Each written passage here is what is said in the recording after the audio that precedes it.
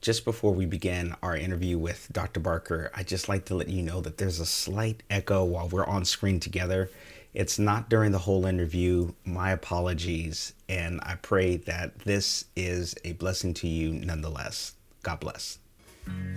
Hello, everyone. This is Pastor Baron Sovory, and I'm glad that you have chosen to join us this afternoon. I'm excited about our special guest, Dr. Lori Barker, who is a professor and clinical psychologist. For those that have been following with us at Valley Fellowship, over the last few weeks, we've been talking about winning the battle in our minds and how what we think helps us and sometimes hurts us in our lives each and every day. And so as an enhancement, as an addition to this series, I wanted to invite Dr. Barker to come and share with us a little bit of her expertise. She is a graduate of both Yale University and UCLA, where she received her PhD in clinical psychology. She currently has her own practice and also teaches at Cal Poly Pomona. And so I'm so glad to have her join us. I have a few great questions that I'd love to ask her and get her expert response on them. And so I'd like to invite her on right now, Dr. Lori Barker. Dr. Barker, it's so good to have you with us and joining the Valley Fellowship family and those that are finding this particular program all across the World Wide Web. How are you doing today, this afternoon? Thanks, Pastor Sovory. Thanks so much for the invitation. It's my honor to be able to be here and share with you and share with your church family. So I'm doing well today. Thank you. That's great. That's great. And I'm just first of all, I had a chance to work alongside with you at a local church, and I always learned and I always appreciated what you brought and how you helped me grow as a person and as a man as well. And so I just thank you for taking the time, because I know it's fitting in between your busy schedule. And so I'll jump right into it. Proverbs 18:21 talks about how in our tongue, or the words that we use, can help us. And it says that they bring life and they bring death to us.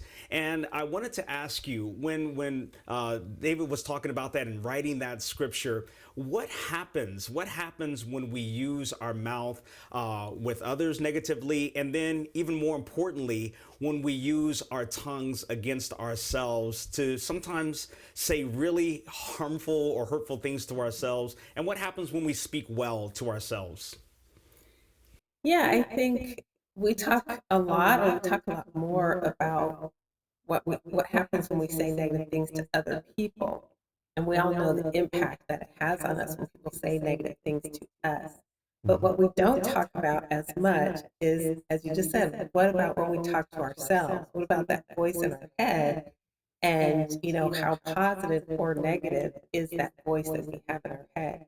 And sometimes what happens is the negative things that other people around us say, like let's say when you're a kid and you're growing up, the things that your parents say to you, that your siblings, that people at school say, those voices get stuck in our head. And a lot of times what may happen is it turns into our own voice inside of our heads. What we've done is we've kind of integrated, or I'm forgetting the word right now, but like we assimilate into our own voice some of the negative messages that we've gotten from other people. So it can have a very big impact on us.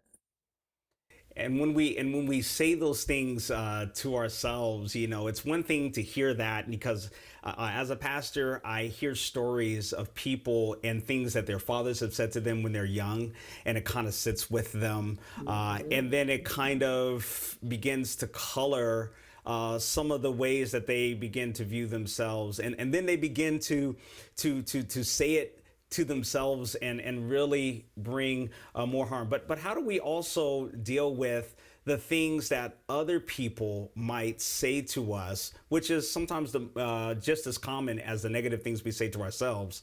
When other people say negative things to us, sometimes they are completely false and they're their own opinions. But how do we also handle some hurtful things that we might hear that are actually true.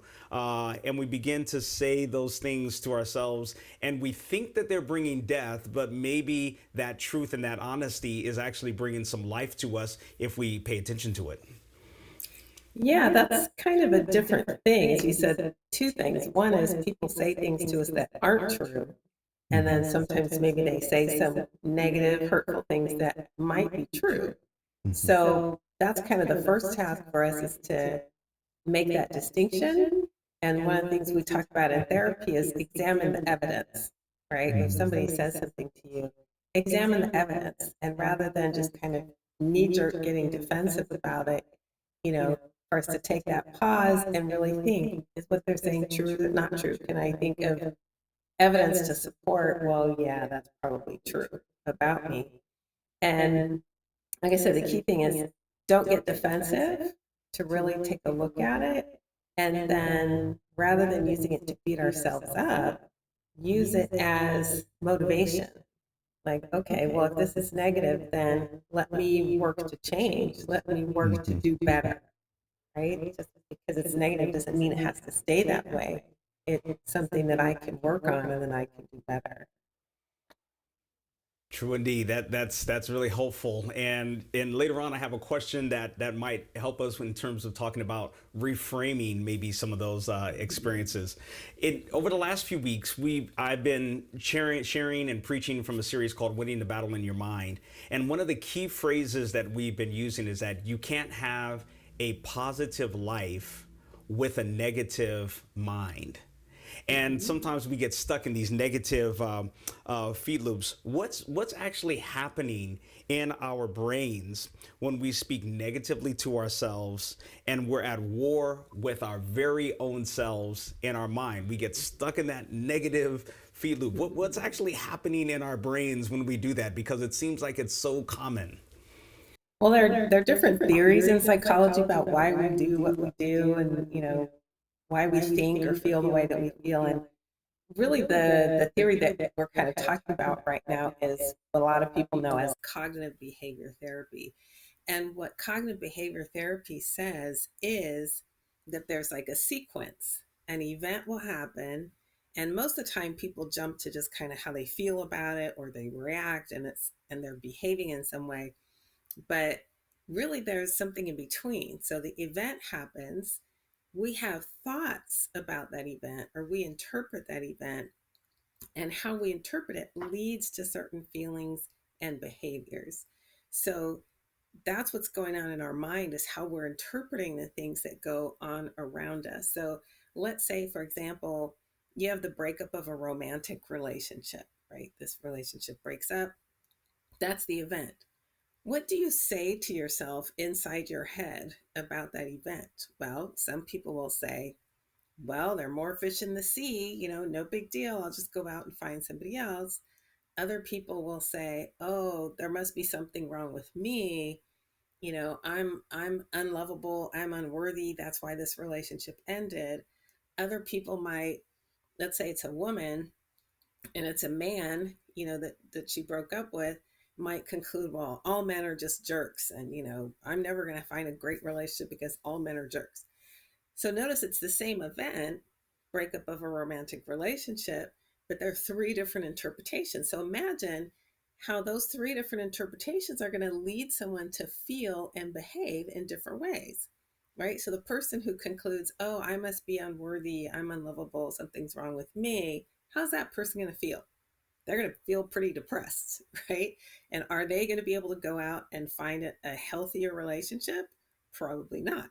Versus the person who says, oh, all men are jerks, and, you know, I don't want to be in a relationship with one anyway because there are no good men out there.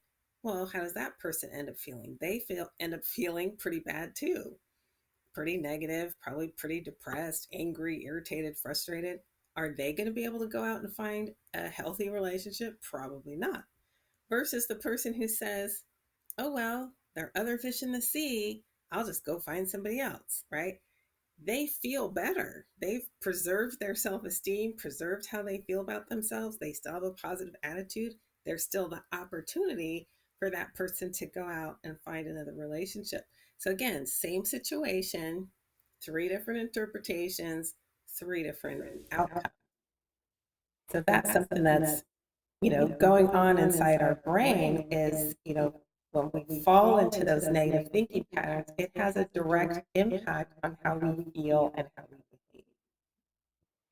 That is so true, and I know that many people have experienced that very thing, and that's so helpful to just hear that advice from you. So as we go through this, and as we're experiencing an event, whether it's the breakup of a relationship or other challenging events, there's something that I've come across it, and I'm not a professional psychologist like you are, and it got me really excited, called neuroplasticity.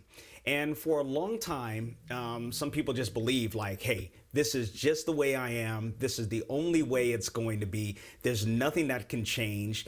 This is what I was born with. So that's just kind of the end of it. My brain is just wired that way. But as I've kind of been reading, I've come across this, and I wanted to ask you, first of all, is that even true? Can we rewire, as it were, our brains to take some things and to really cause ourselves to kind of have a different outlook on life and ourselves? Yes, absolutely, it's true. We now have the technology, the brain imaging technology, to show that it's true. So, for example, we have research evidence now that when people go through therapy, like they can scan the person's brain before they go through therapy. They have therapy, they scan their brain again at the end, and it looks different. So literally by going through therapy, you are changing your brain. You are rewiring your brain. So we now have that physical evidence. The way I explain it to my clients is um, it's like laying down a new pathway in your brain. So think of a trail through the forest, right? If it's the first time somebody's going through that forest, that direction, there could be a lot of, underbrush, a lot of thorns, a lot of trees and everything in the way. But if more people keep going that same direction, you're going to start clearing a path. And every time people go that direction, that path is going to get clearer and clearer. It's going to get wider and wider. So pretty soon, you have a very clear set trail or path through the forest. So it's kind of the same way when you practice new habits or you practice new ways of thinking, every time you practice it, you're creating that new pathway. That is so exciting, and I know that somebody who's probably viewing this might have just heard about this for the first time, but it's exciting because sometimes we feel, and just as you described it, it can work in our favor, but it sounds like it's also something that can work against us, because those same paths of negativity, they become well-worn paths that we're just really familiar with, but we can create new paths, and I guess that brings a whole new light to a new life, a new way of doing it, and that we're not stuck in those same ways of being. What's that experience like as a psychologist, to see someone begin to create those new paths and to see their mind and their life begin to change? It started off in one place, but they begin to build week by week, month by month, and maybe even sometimes year by year, a new pathway. What's that experience like? Yeah, it's fun for me. I mean, that's one reason I do what I do, is because that's part of the reward. That's part of what's fun, is to see people learn and grow and change and get excited. And, I can't talk about any specific case because I protect people's confidentiality, but I'll give like a hypothetical case. So let's say, and I've seen this many times, like for women, especially if you're a woman, let's say in the workplace, and maybe you work a lot around a lot of men, and it's you know there's some power dynamics and some politics. Sometimes women will feel like they don't have a voice, or they'll be very tentative about their voice, and we even have research that shows this. Women tend to say things more tentatively. Well, I wonder, I'm thinking about, or perhaps, whereas men tend to just declare things like, well, this is what I think, right? Or here's an idea that I have. And so through therapy, a lot of I've seen this with several women, like working with them and helping to empower them to find their voice and to feel that confidence, and then they come back in and they talk about it and they say, hey, I spoke up at this meeting last week and it felt really good and people actually listened to me and it made a difference. But to me, the most important part is like they did it and they felt good about it, and that they feel empowered. So it's fun to watch those changes happen, to see people kind of blossom. It's enjoyable to me. And it makes everybody better, because how many ideas have been silent because they just didn't have that courage and being able to step out there and share and be open or vulnerable or even have the hard conversation. That's Conversations. the conversation. And maybe we need to have another time where we talk about having hard conversations because that's such Yes, a key. crucial conversations, difficult dialogues. There are lots of names for it, but yes, that could be a whole nother one. Absolutely. So let's talk about what's happened over the last year and a half, 2 years. People have experienced loss in just unimaginable ways. People perhaps have gone through an unexpected death of a healthy person due to COVID, lost jobs, not working. Kids are struggling in different ways. And as a parent, they're struggling with the changing of a child and all these different types of things. And then there are other people, the last 2 years and what the pandemic has done to society, done to our lives, done to our minds even, is one bucket. And then there are people who are dealing with trauma that they've had for many different years. What are some of the tools, what are some of the things that you can share about us reframing this season, reframing loss, dealing with it, and perhaps having a different filter and a different perspective on what sometimes these losses that we label as losses, but maybe we can label them differently as we reframe it. What would you say to people who are struggling with loss? So I'm going to start more generally first and then get to kind of the grief, the loss, the trauma. So the word you use, reframe, that's a technique that we use in cognitive behavior therapy because, as we mentioned before, people get stuck in these negative thinking patterns, and it is a vicious cycle. It kind of feeds off of itself. So one of the first things we do is help people start to identify what those negative thoughts are. And they're all different categories of negative, distorted thoughts that people have and that they say to themselves. So first it's identifying what those negative thought patterns are. And then we work to try to challenge those thoughts. Like I said, examine the evidence. Is this true or is this not true? Where did it come from? And then we start teaching people how to change those negative thoughts. So one of the techniques we use for that is a reframe. So yes, something that somebody's interpreting as being very negative, it's like, well, okay, maybe there's another way to look at that. Maybe there is a positive spin that we can put on it. But one thing I also want to say is it's not, because sometimes that could come across to people as minimizing, like, well, you're not understanding my pain because you want me to just, break out of it or snap out of it and think positively Right. when I can't. So the first thing that I teach my students, budding therapists, and we're training them is the first thing you have to do is listen to what the person is saying. You need to validate their feelings and where they are, even if it is a very negative place, right? To be with them in that pain. Because that's what the person wants to know first. It's like, do you understand my pain? Can you empathize with what I'm going through? Hey, no, now can I jump in and ask a question Sure. about that very thing? Because that's so interesting, because some people, they might come from, and when we talk about just history and things that we learn and those well-worn pathways, where maybe they grew up in a place where a parent wasn't empathetic and it wasn't, and they didn't listen. A child is to be seen and not heard, or even sometimes gender issues. You're a woman and you don't deserve to be listened to in this way. Just stay in your place. How do you work? And I don't want to get you too far off of your train of thought, but that is so fascinating in terms of learning how to listen and be with someone in their pain or in their sadness, to be present with them. How can we be more present with people's sadness? How do we learn to carry that? Have you seen that movie Inside Out? Yes. Yes. If Yes. people haven't seen that movie, go see it. I actually heard a conference presentation by a psychologist who was one of the consultants on that film. So when I saw it, I was like, man, they had some good consultants on this film because that movie is spot on in terms of Such a good movie. dealing with emotions. So the whole conflict in that movie. I don't want to spoil it for people, but for Riley's emotions on the inside, Joy keeps wanting to be in charge. And Joy is like, no, it's okay. Feel good. You're fine. You'll be fine. And keeps pushing sadness to the side. Like, no, get out of here. We don't want her to be sad.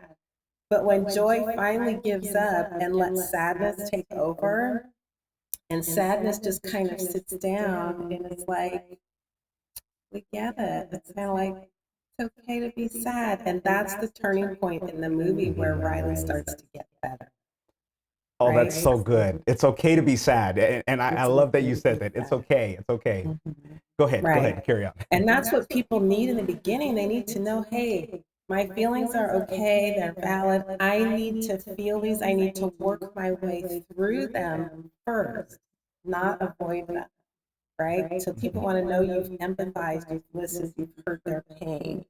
And then you can start to move towards, okay, how do we shift this? How do we turn this around? Because you don't want to stay there, right? Like you don't want people to stay and wallow and get stuck there.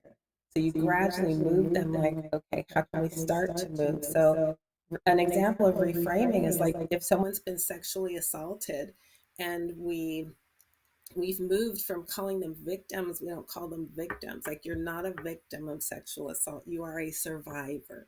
That's a reframe. Why? Because when we move to calling them a survivor, that empowers them, right? That means they have strength, they have resilience. Hey, you did not let this beat you. You did not let this kill you, literally. You're alive, you're still here, you're surviving, this can get better.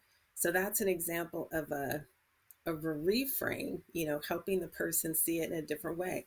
Or let's say it's a parent and a child, you know, oh, this kid, they're terrible.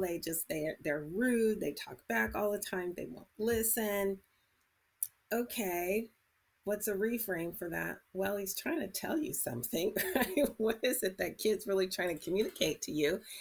And these behaviors might get on your nerves right now, but maybe we can shape these behaviors into some leadership skills, right? Your kid's pretty outspoken. That means nobody's going to run over your kid later in life. Let's channel that energy in a positive direction and develop some leadership skills here.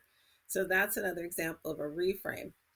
So if I bring that back to, let's say, COVID-19, the first thing I want to say is COVID-19 sucks, right? That's the feel our pain. It's like we've all been in pain. We've all been suffering for the past year and a half. Nobody's going to sugarcoat that and be like, yeah, COVID-19 was great. But can we help people have a balanced view of it? So, for example, I learned a lot of new skills during COVID-19, right? Because I had to move from teaching in person to teaching online. I'd never taught online before. I had a crash course on how to teach online, how to do therapy online. I'd always done therapy in person. I had to learn some new skills. Um, Stuck at home in the lockdown. What did I start doing? We weren't eating out because we were scared to eat out. So all of a sudden, I've got to cook 3 meals a day for 3 people in a household. We're all stuck in this house. So what I do, I actually like to cook. And so rather than kind of seeing it as drudgery, it's like, hey, let me learn some new recipes. Let's experiment. Let me get my daughter in the kitchen and let's have fun and try some new recipes. So those are examples of, yeah, it's a bad situation. We're not going to try to pretend that's not a bad situation, but can we at least have a balanced view, acknowledge the negative, but what are some of the positives? Or reaching out to people. That was another positive during the pandemic, being able to get on Zoom and have gatherings with people that if you've done it in person, those people might not have been able to come, right? I have family in Florida, in New York, in Boston. I have people all over the place in the Bay Area. So we celebrate somebody's birthday. No matter where anybody is, they can get on Zoom and come to the party, right? So reconnecting with people that maybe we didn't have a chance to. So it's like, oh, we can't make it all positive, but can we have a balanced view of it, right? Can we see both the positives and, both the negatives and some potential positives there? And that's so good, and many people learn new things, and that's exciting. You have to share with me some of the things that you learned how to cook, because I'm sure that they were they were amazing. I'm sure they were amazing. So I have a couple of more questions. In the church context, one of the things that helps us is community. But there might be people who are looking at this, they're not necessarily a part of a church, and maybe they have a community, maybe a team that they play with, or maybe they go to a class. Like I go to a workout class, and I go to the same one at the same time, and we see the same people, and we kind of form this community, and we help each other get through these very difficult workouts that I'm still a little sore from this afternoon, but it was good. Tell me about the role that community in being with each other, even if it's a phone call or Zoom, as you were talking about, helps our mind, our mental well-being. And church, of course, is a huge part of that for this context. Being together, how does that help us thrive? How does that help us to win? How does that help our minds? Talk about community and its impact on our overall well-being and our health. Yeah, well, we are social beings. Again, we have research to show that we are social beings, that it's good for our health. It's bad for our health to be socially isolated and not have contact with other human beings. It's good for our health. But there's also like an asterisk next to that. Like, yes, overall, social support, community is positive. It's good for our well being. The asterisk is that assumes that your social network, that your community is a positive community, right? Because we all know there are relationships, there are groups that can be toxic and can actually be bad for our well being. So I want to just put that in there. Yes, build a social network, build a community, but make sure it's a positive, supportive, life giving community, Right. not a toxic community. Yeah, so absolutely, we know that that's important. And that's one of the things that happened during the pandemic and during the lockdown is that people lost a lot of that community and that social connection. I mean, Zoom is a substitute. It's not the same as being with people face to face, but that's one thing we encourage, reach out to people as you can. If it's Zoom, if it's the phone, if it's outside with masks on, and social distancing, but still try to maintain those connections with people because it is important for our well-being. So key. It's so important, and you don't really know what you're missing until it's gone. And I also love that distinction. Who surrounds you matters. So hopefully they're building you up and getting you closer to being the best version of who you can be, as opposed to pushing you further away. Here's my last question, and I have to ask this question. There was a day or a week this month in October that was Mental Health Awareness Week, and I know that for me, I've personally benefited from counseling. I love coming to church. I love reading my Bible. I love coming and praying and singing songs, and they bring me hope as well. But there also were things that I was able to sit down and talk with a counselor with that was really helpful. In the Black community and in minority communities, there's still some stigma about going and sitting on the couch, as some people would call it. You're gonna go sit on the couch, or you're gonna go talk to a shrink, and I don't even know why they use that kind of term at all. But at the end of the day, what would you say to someone who's looking at this and saying, "I'm still on the fence about the benefits of it. I know I'm struggling. I know I'm not at my very best. I know my relationship is struggling. I know that I'm dealing with thoughts that are not getting me closer and healthier." What would you say to them that are on the fence about considering going and getting professional counseling to help them through the difficult times in life? So yeah, you're right. There is still a lot of stigma in the Black community and communities of color. The first thing I would ask somebody is, what are you afraid of? Right? Like, what are you worried about in going? Because I think that kind of helps you be able to know how to address it or approach it with that person. And I think within the Black community and other communities of color, especially for Black people, I think, is the idea that you have to be strong, right? Like I've seen this quite a bit with African American women. It's sort of superwoman syndrome. That's not, a formal diagnosis, but we see it quite a bit amongst Black women as superwoman syndrome. Like we should be able to do it all, and we shouldn't um, complain about it. We can't let anybody see our weaknesses. We just have to push through and be strong for ourselves, be strong for everybody. But in doing that, we're actually hurting and harming ourselves, right? So that's when it's like, well, who told you had to do that, right? What are you afraid of? You're afraid of looking weak. You're afraid that you'll be taken advantage of if you express or let somebody know that you have a weakness. You're afraid people will see you as less than or think less of you or criticize or judge or ridicule you. And then, so I ask people, well, what are you afraid of? Well, I'll be embarrassed. Okay. And, then I'll also ask people, and what's the worst thing that could happen? Like the really worst thing that could happen? Well, people will find out. And like, I'll ask, do you think you can survive that? Like if somebody found out you went to counseling, could you survive them knowing that you went to counseling? Yes, most of the time you can. It's not going to kill you to go to counseling, or if someone finds out that you're going to counseling.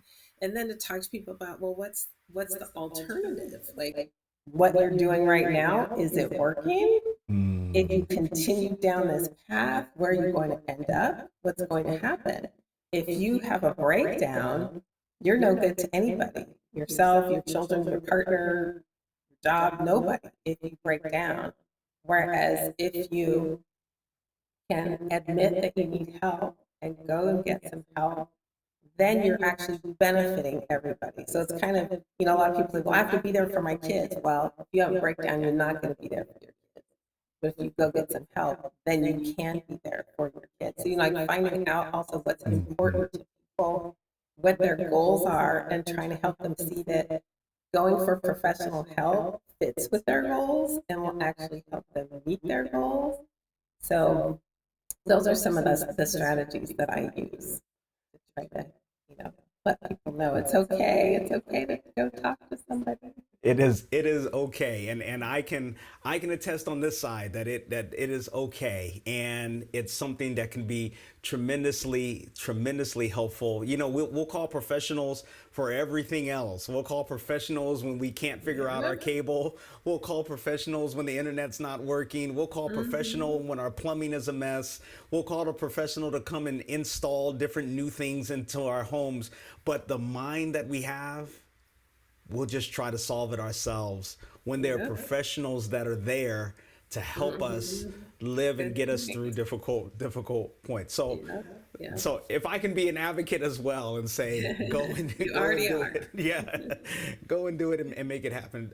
Dr. Barker, thank you so much for taking this time. I know this was just the tip of the iceberg. There's Yeah. so much more, Yeah. and thank you for being the gift of this community, for the young people and the young minds that you are training to be a part of this field. Incidentally, I want to. This wasn't one of the questions that was on the list, That's okay. but I've heard maybe it was about a year and a half ago that there is a dire need for Black psychologists, like people who have similar experiences in language. Can you talk a little bit about the need for additional psychologists and the field itself? And I know that in the pastoral realm, they're telling us that the greatest need that we will have, in addition to poverty, in addition to all of the things that we've dealt with as ministers throughout the years, that mental health is like number one, number two on the list. So tell me a little bit about encouraging some of our Black and minority youth about going into the field of psychology. Yeah, there definitely is a need for psychologists, therapists of color, period. It doesn't matter, um, you know, what the background they're needed, but especially Black therapists. Um, you know, like a lot of times I can't take people, I'm always overbooked. I have too many clients. Not that all my clients are Black. I do, most of my clients are our clients of color, because that's, kind of, I specialize in multicultural psych, so I have a very diverse group of clients. But especially if I'm looking to refer somebody because I can't take everybody, or if it's someone that I personally know, and I'm trying to, they're like, hey, I want to see a therapist. Can you help me find one? It's so hard because there aren't that many. If they want to see a Black therapist or they want to see a therapist of color, there, number one, aren't that many. And I hate to say this, but number two, I want to refer them to a good one too. So there aren't that many good ones of any color out there that I actually trust. So definitely need. So yes, if young people want to go in that field, I encourage them to do it. And sadly, that's another sort of stigma in the community. Like, oh, psychology, that's not a real field. That's not a real job. You can't make a living out of doing that. Or as Christians, that's not something you're supposed to be doing. You're not supposed to be messing around with people's minds. I heard that when I decided to go into psychology. So we have to work on that too, because if a young person says, hey, I want to do psychology, and I've seen it time and time again, the parents will say, no, you can't do that, or no, you shouldn't do that. That's not a real profession or something you should be going into. So yes, we need to work with our young people and work with our parents to help them be encouraging and supportive when their young people want to do it. Well, thank you so much, and hopefully a number of things has piqued your interest, because as I said before, there's so much more beneath the surface in all of these areas that Dr. Barker and I have shared in. This is just a start. I've listed her website there at the bottom. You can learn a little bit more about her. As you can tell, she's in demand, so I can't promise that you'll be able to get in, but if you're interested... But I will try. I'll do my best to try to help them refer you somewhere. Like I said, that's not always that easy, but I'll try. There you go. Dr. Barker, thank you so much for joining us today. We really appreciate your time, and thank you for just guiding us and giving us some food for thought and some direction on helping us to win the battle within our minds. Thank you, Pastor. Appreciate the invitation so much, and for my opportunity to be able to share. I feel I've been blessed with this gift, so I have to be able to share it with other people. So thank you. You're welcome. We appreciate it. Thank you so much, everyone, for joining us today. I know that you were blessed. I know that I was encouraged. I learned something new, and we plan to do more of these types of conversations with experts in various fields to help you grow, to help you live your very best life, to help you navigate some of the challenges, the peaks and the valleys that we all experience. May God bless you, and may God keep you as we continue to grow each and every day.